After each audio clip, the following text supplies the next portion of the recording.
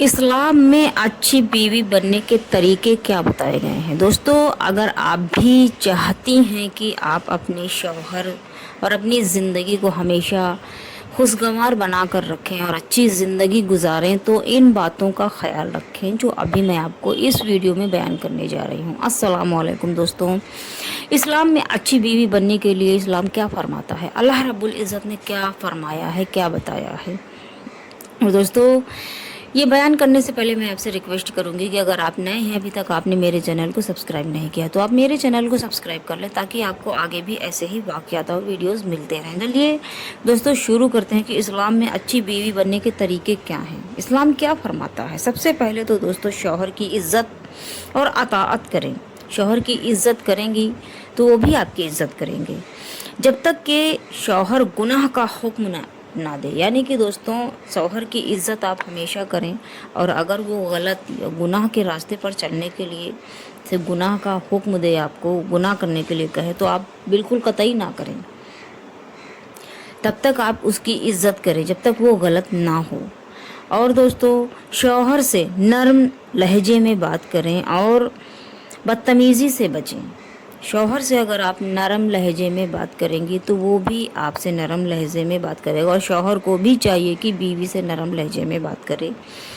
और किसी के कहने सुनने में, यानी कि अगर किसी शख्स ने आपसे आकर आपके शौहर की कोई भी बुराई की या उसकी कोई भी बात बताई, तो आप लड़ें ना, उसको ठंडे दिमाग से बात करें और उसको समझें कि बात क्या है।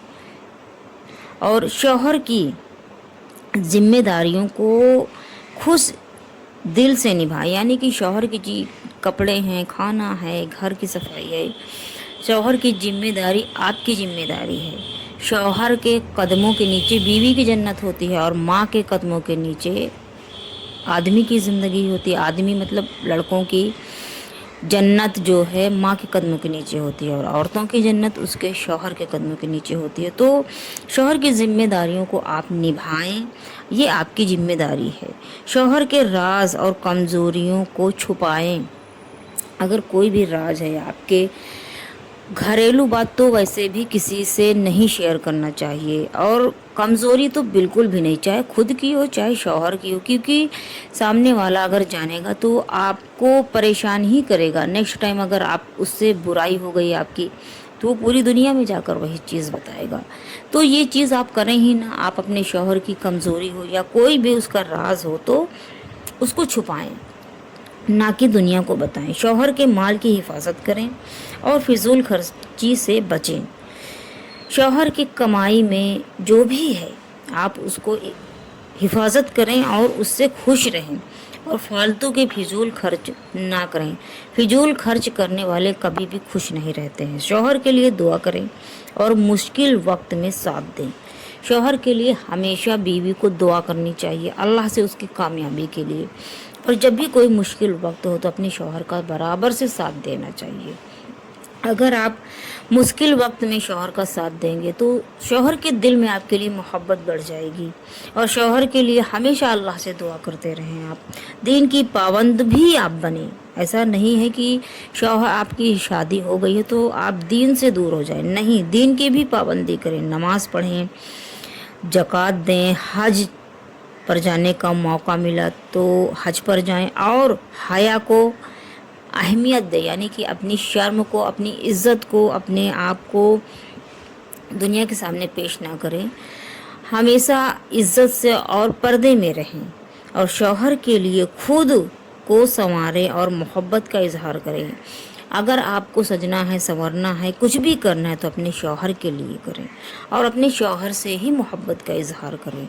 दुनिया के लिए बनने संवरने से आपको कुछ भी नहीं मिलेगा। और घर की सफाई और तरतीब का ख्याल रखें। घर की सफाई हो या खाना पीना कुछ भी हो, इन सब बातों का ख्याल रखना चाहिए। शौहर की कमाई पर शुक्र अदा करें और नाशुक्री से बचें। बहुत सारी औरतें ऐसी होती हैं कि सब कुछ होने के बावजूद भी वो हमेशा नाशुक्री अदा करती हैं और शौहर की बदनामी करती हैं। तो जितनी भी कमाई है आपके शौहर की, उसी हिसाब से आप चलें और नाशुक्री ना करें, क्योंकि नाशुक्री करने वाले के पास से ना अल्लाह रब्बुल इज़्ज़त उठा लेता है।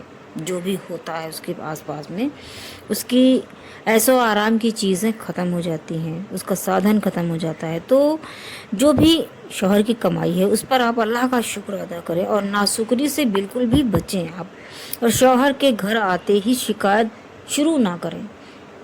कोई भी बात है, आने के बाद शौहर आया, खाया पिया, थोड़ी देर रेस्ट किया, उसके बाद में कोई भी बात है तो प्यार से बताएं और समझाएं, ताकि शौहर बाहर से पता नहीं कितने परेशान होके आए, तो आप जब शौहर घर में आए तो उसको तुरंत ही कोई शिकायत ना करने लगे, बल्कि थोड़ा सा रेस्ट करने दें, उसके बाद में ही करें। और दोस्तों, अगर आपको ये अच्छी लगी हो, ये वीडियो समझ में आया हो कि सही है, तो आप मेरे चैनल को सब्सक्राइब करें, मेरी वीडियोस को लाइक शेयर और कमेंट्स करें।